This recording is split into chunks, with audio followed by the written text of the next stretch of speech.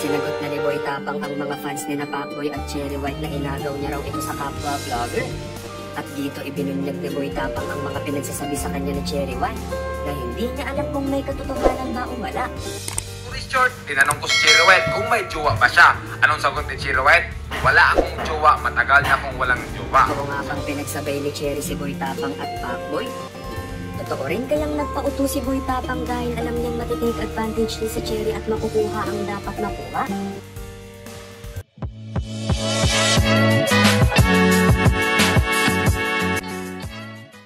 Sa wakas, ay nagsalita na rin si Boy Tapang kung paano nagsimula ang kanilang love story ni Cherry White.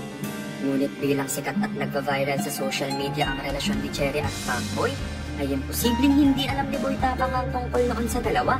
Sa unang pagkakataon ay siniwalat ni Boy Tapang kung paano nagsimula ang landian nilang dalawa ni Cherry. Ngayon, sasagutin ko mga paratang ng bashers dyan na inagaw ko raw si Cherry White kay Pacboy. Ang kapal daw ng mukha ko kasi inagaw ko. Ngayon, sasagutin ko na yung mga paratang nyo. Anya, bago raw sila maging mag-jowa, ay nasa Maynila pa lang daw si Cherry White at nakakapag-usap na sila palagi. Tinanong niya raw ito kung single pa siya at sinabi naman sa kanya na matagal na siyang walang jowa.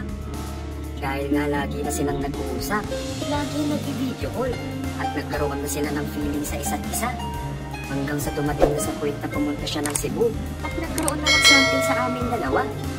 So wag niyo sabihin na inagaw ko si Cherry White kay Pacboy dahil imposible naman ang babae ay papatong sa lalaki kung may karelasyon. Sabi pa nito, sa akin lang, si Cherry, bago kami magkarelasyon ay wala siyang jowa. Hindi ko inagaw si Cherry. Alam niya yan, dagdag pa nito. At kahit hindi raw siya gwapo, ay may prinsipyo siya na kapag nilawayan na raw ng iba, ay ayaw na rin niyang lawayan. Naiintindihan niya raw ang mga nagsasabing para lang sa content dahil nga nangyari na ito sa kanya noon. Kasi nag-reveal ako noon ng jowa na hindi ko jowa, kaya naiintindihan ko. Sa ngayon, imposible naman na content lang kami, di ba? Halos nasa vlog namin puro laplapan. Sasabihin niyo, content pa rin.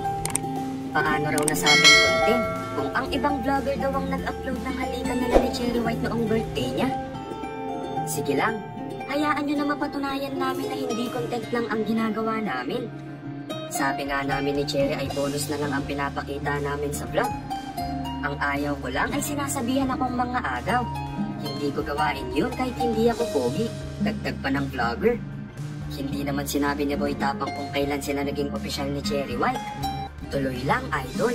Mahalin mo lang si Idol Cherry White. Kasi di naman bibitaw ang isang babae sa isang relasyon kung walang matinding dahilan. Solid supporter niyo po ako. Ingat ka, Boy Tapang. Hahanap na naman ng iba yan after a month.